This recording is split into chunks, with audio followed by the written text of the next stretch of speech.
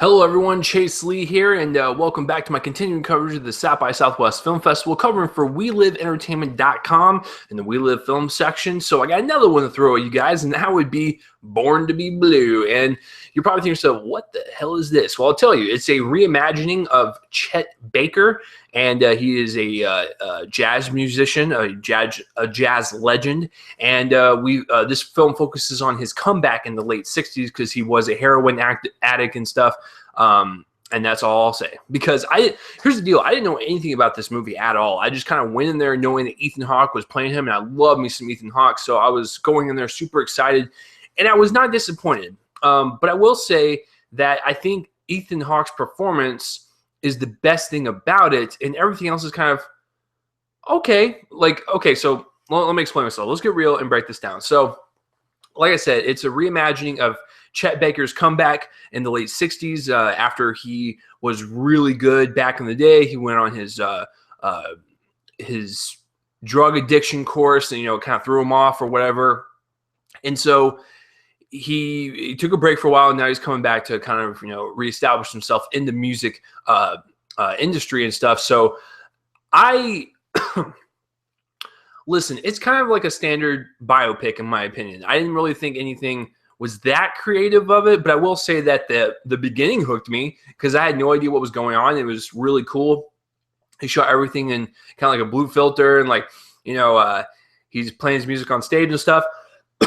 Excuse me, guys. You have no idea what's going on, but then there's kind of like a reveal, like 10 minutes later, it's like, oh, okay, that was kind of cool.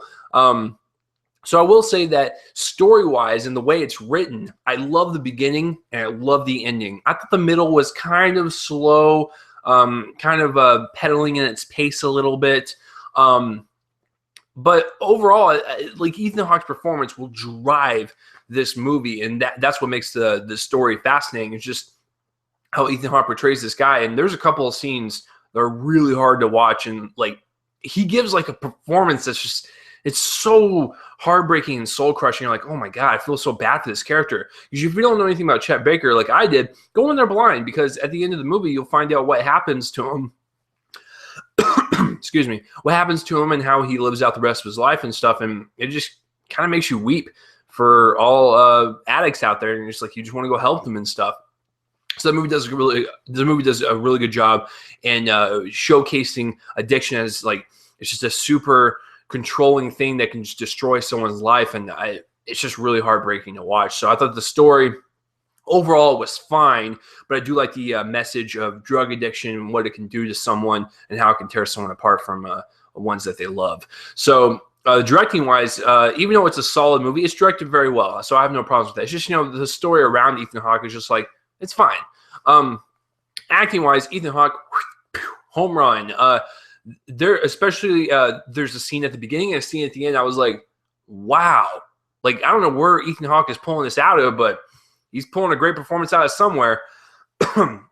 So I really liked his performance. It was just super depressing to watch. And you're just like, you could see the struggle on screen. You're just like, I want to go help him so bad, but you can't. You got to sit there and just take it. The supporting cast is fine. No one really stands out. Not even the woman that plays his girlfriend in the movie. She was fine, but like I said, I just think Ethan Hawke was plopped in this movie that was okay to amp it up, which he definitely did.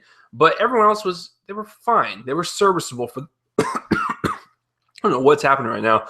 Apparently, I'm dying on screen. You guys are witnessing it. So the acting's fine. Ethan Hawke gives I would say, even an Oscar-worthy performance. I liked it that much. But like I said, there was just, I'm still trying to remember it. Like, there was really no standouts because no one was really explored that much. It was like, yeah, we explored Chet Baker and stuff, but like everyone else was like kind of one-dimensional. It's like, oh, that's who they are. Okay, nothing more. So maybe that's just me, though. Maybe I'm just a crabby guy, but whatever.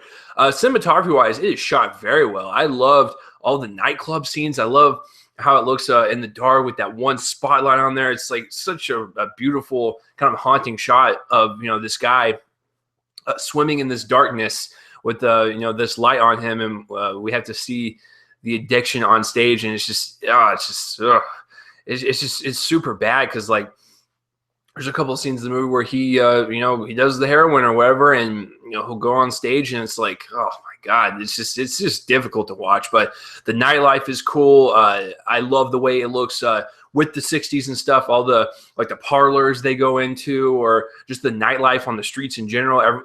The way everyone's dressed, the colors just pop. It's so saturated and kind of like that gold tint, and it's, you know, it's like that Hollywood looking movie and stuff. And I thought the cinematography was just really well done. Editing wise, it was only an hour and a half long. Even though the middle kind of like slows down for me, I still thought it was a well-paced movie. It's just like I said, there was just spurts of greatness at the beginning and end, and like there was some good stuff in the middle, but it wasn't enough to like grab you by the throat like the beginning and end does.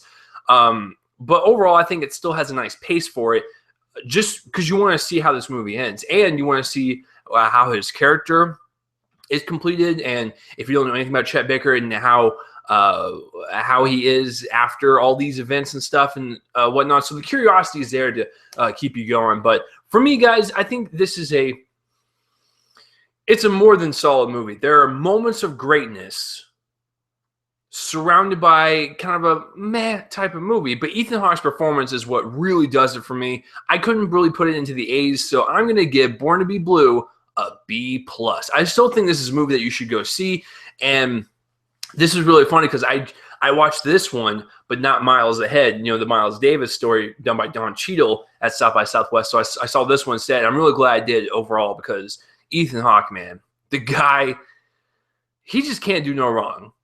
And this is one of the ones that I will definitely remember performance-wise, especially from a couple scenes that I'm still thinking about and stuff. So have you seen Born to Be Blue, or have you even heard of it? Are you a fan of Ethan Hawke? Do you like to watch his movies and stuff? Comment in the place up on my face and let me know. And that will do it for this review, guys. I'm Chase Lee reporting for WeLiveEntertainment.com in the We Live Film section. And tune in next time for whatever I review next from the South by Southwest Film Festival. See you guys later.